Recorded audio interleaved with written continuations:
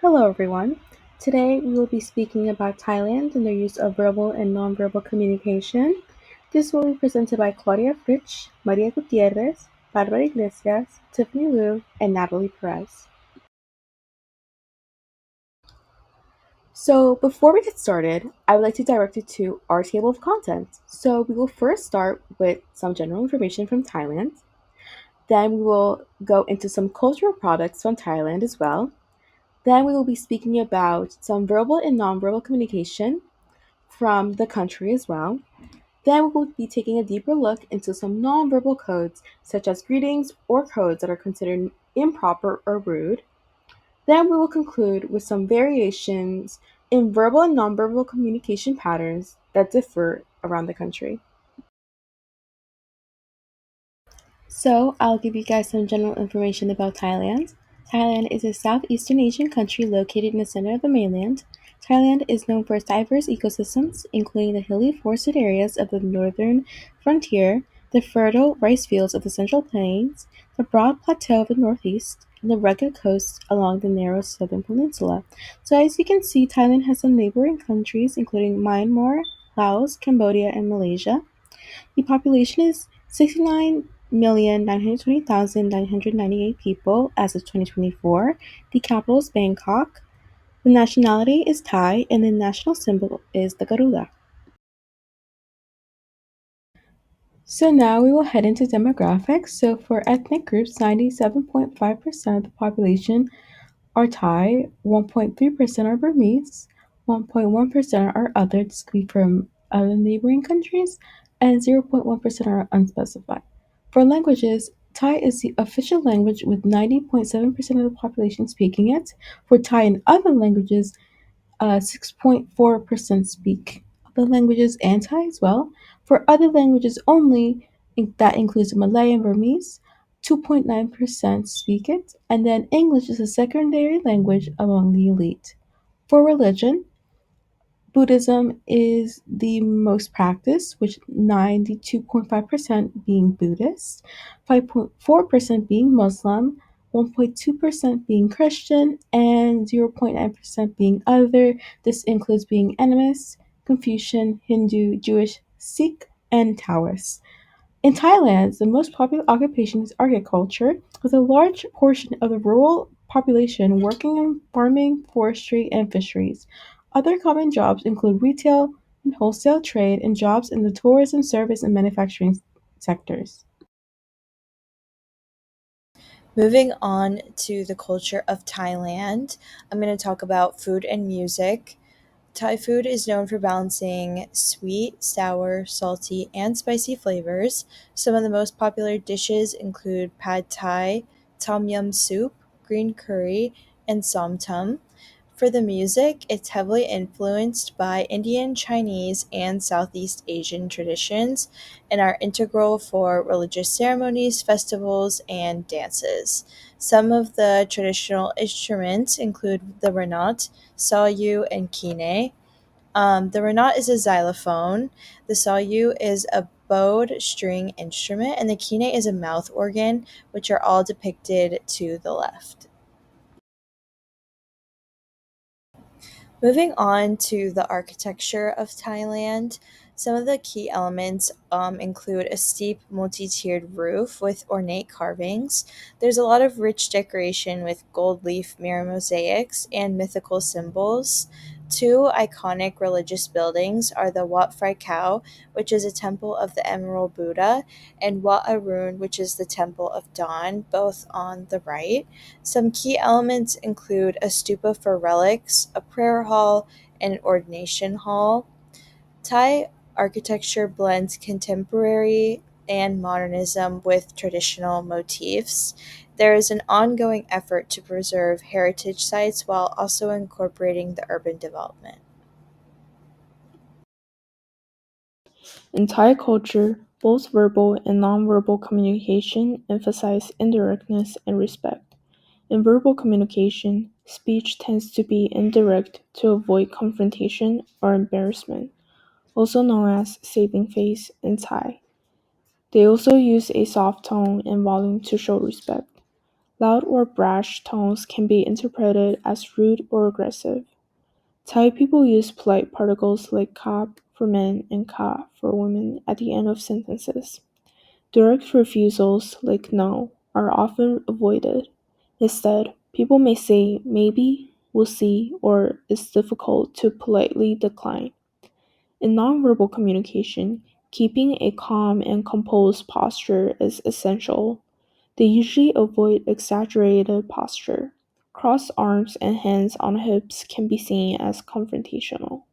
Excessive or rapid hand gestures are generally avoided, as they can be misinterpreted as anger or lack of self control. The head is considered sacred, so they never touch other people's head, especially a child's, and feet are considered the lowest and dirtiest part of the body, so you shouldn't point with your feet or place them on furnitures. Thais value personal space, and excessive physical closeness can be interpreted as a sign of disrespect or disrespect for personal space. Touching is generally limited to close friends or family, and handshakes are becoming more common in business settings.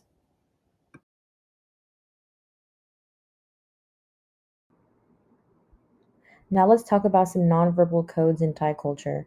To begin with greetings, Thai people commonly use a gesture called the Y. It's a slight bow with hands pressed together in a prayer like position. This gesture shows respect and it's used to greet, thank, or apologize. And the higher the hands and deeper the bow, the more respect is shown. As for improper gestures, pointing with your fingers or grabbing things with your feet is considered rude. In Thai culture, the head is seen as sacred and feet as the lowest part of the body, so even showing your soles is highly disrespectful. And touching someone's head playfully, like patting a child, can be seen as rude. When it comes to eating, they don't use a fork the way we usually do. In Thailand, people typically use a spoon or chopsticks, and the fork is just mainly used to push food onto the plate.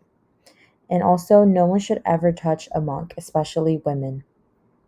Now, for some general cultural norms, Thai people follow a philosophy called Jai Yin, which means cool heart. It encourages staying calm and keeping composure, so showing anger or negative emotions in public is frowned upon. Body language should also be modest, so public displays of affection like hugging or kissing are inappropriate. And finally, it's a norm for someone to remove their shoes before entering someone's home or a temple because it's a sign of cleanliness and respect.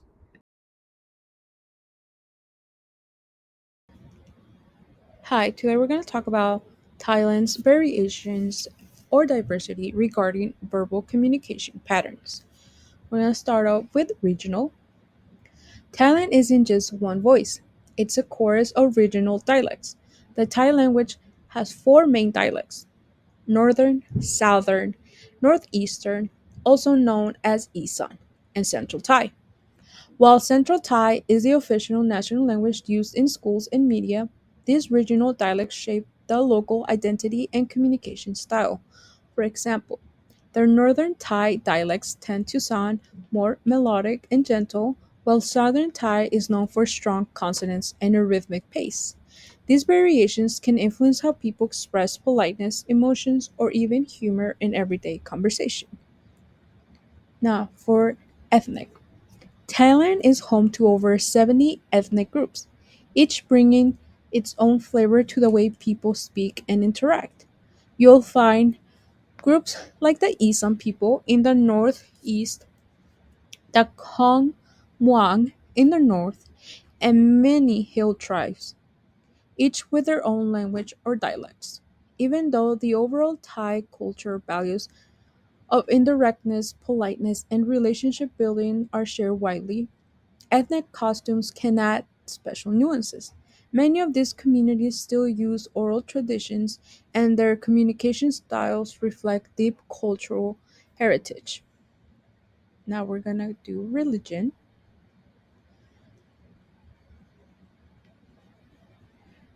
Religion, especially Buddhism, practiced by about 90% of the population, deeply shapes how Thais speak. You'll hear positive language, softened refusals, and rarely, if ever, direct criticism. This isn't just about being nice, it's about promoting peace, compassion, and social harmony. Honorifics and polite endings like krap for men and ka for women are common ways to show respect. Even Christian minorities, particularly in the Northeast, blend their faith with local ways of speaking, creating a unique communication culture rooted in both religion and region.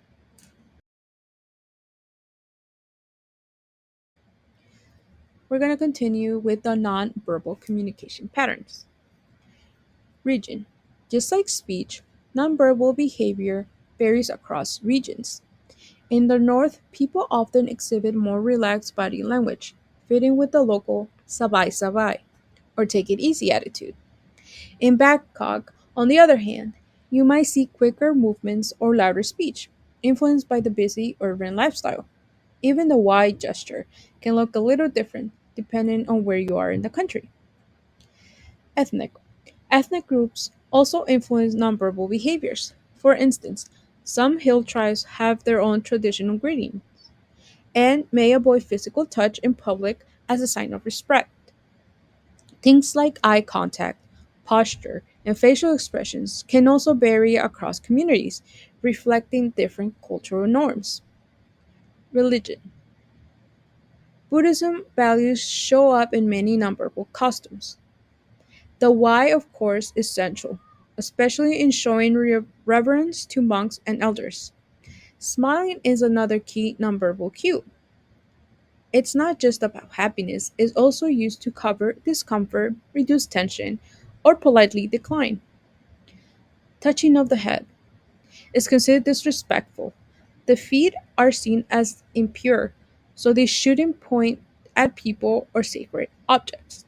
These rules help reinforce social order and spiritual respect.